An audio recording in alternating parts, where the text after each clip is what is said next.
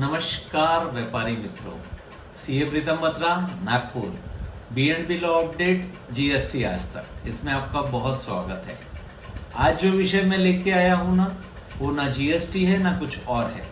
कोई ऐसा कानून नहीं है जिस विषय पे आज मैं डिस्कस करने वाला हूं। आज मैं एक प्रैक्टिकल बात पे आपसे बात करने वाला हूं। वो बात है विल। विल यानी क्या होता है? हम क्या चाहते हैं, क्या होना चाहिए। आई विल डू दिस, मैं ये करूँगा, बट किसी वजह से कुछ अनसर्टेनिटी आ जाती है और वो मेरे अधूरे सपने अधूरे रह जाते हैं, जो मैं नहीं कर सका, जो मेरे पास रिसोर्सेज है। अब उसको मुझे क्या करना चाहिए, वो रिसोर्सेज किसके पास जाने चाहिए और उसका क्या यूटिलाइजेशन होना चाहिए, क्या आपकी इच्छा है, वो जाहिर करने की भाषा को विल कहा जाता है। It is nothing but a way of describing, बताना कि आपके पास जो एसेट्स है वो किसके पास जानी चाहिए और कैसी जानी चाहिए। तो मित्रों, इंडियन सक्सेशन एक्ट है 1908 का, उसमें भी कुछ कानूनी सक्सेशन रूल्स लिखे हुए हैं। तो यदि अगर हम विल नहीं बनाते हैं तो परिवार में बाद में कलेश होते हैं, लड़ाइयाँ होती है और कई बार अननेसेसरी रिलेशनशिप बिगड़ जाती है। तो ऐसे ही समस्याओं से दूर करने के लिए सबको कहा जाता है कि आप विल बनाइए, आपकी इच्छा को डिस्क्राइब करिए। इसका कोई स्पेसिफिक फॉर्मेट नहीं होता कि यही चीजें होनी चाहिए, लेकिन विल करने के लिए क्या क्या होनी चाहिए वो चीज ध्यान रखिएगा।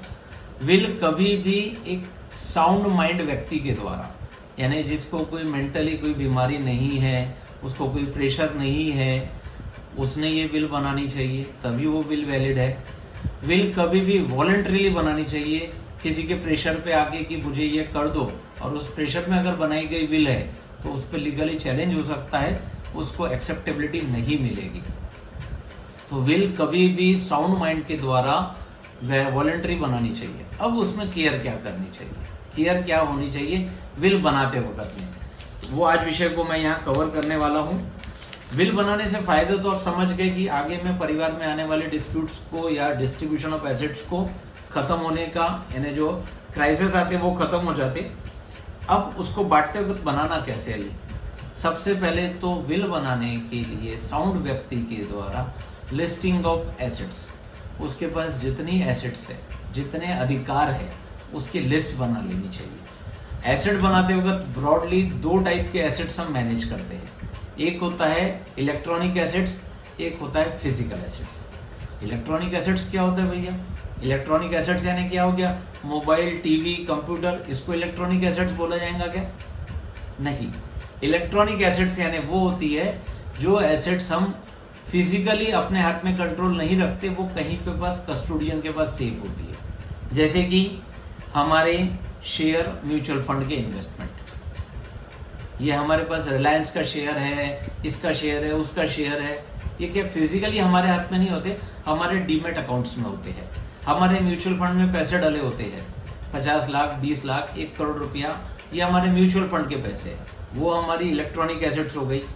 हमारे FDR, TDR, term deposit receipt, fix deposit, NSC, किसान विकास पत्र या और कोई ऐसे इन्वेस्टमेंट बॉन्ड्स है जो हमने सेव करके रखा हुआ है, पीपीएफ का फंड का बैलेंस है, वो हमारा फंड एसेट्स है, ये इलेक्ट्रॉनिक एसेट्स है।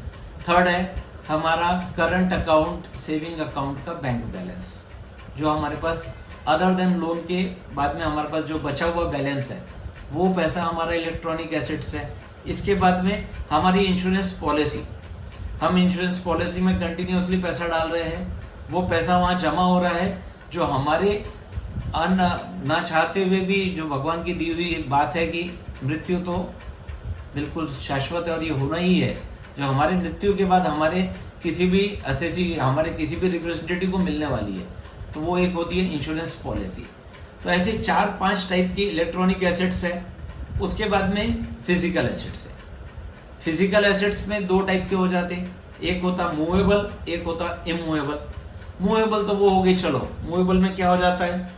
Gold, jewellery, cash in hand, कुछ प्रीशियस आइटम, कुछ महंगी वाली चीजें, आपकी पसंद की घड़ी, लैपटॉप, कंप्यूटर, या कोई बहुत पसंदीदा कोई चीज है जो अपने प्रीशियस एसेट्स में आ जाती है। इसको छोड़ के कुछ अदर, कुछ और बहुत कुछ पुरानी यादें जो आप किसी व्यक्ति को विशेष को देना चाहते हैं वो, दे आर और known as movable assets. Movable assets, physically movable assets.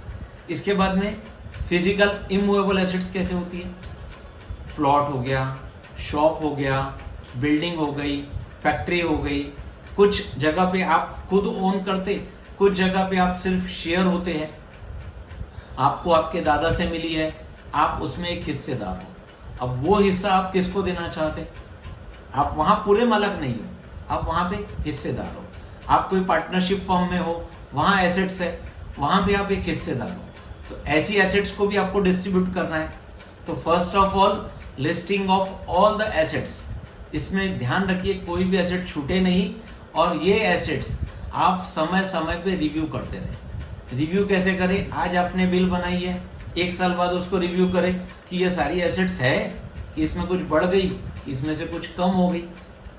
हाँ, आपने कुछ नया लिया तो उसको ऐड कर दीजिए, कुछ बेच दिया है तो उसको माइनस कर दीजिए।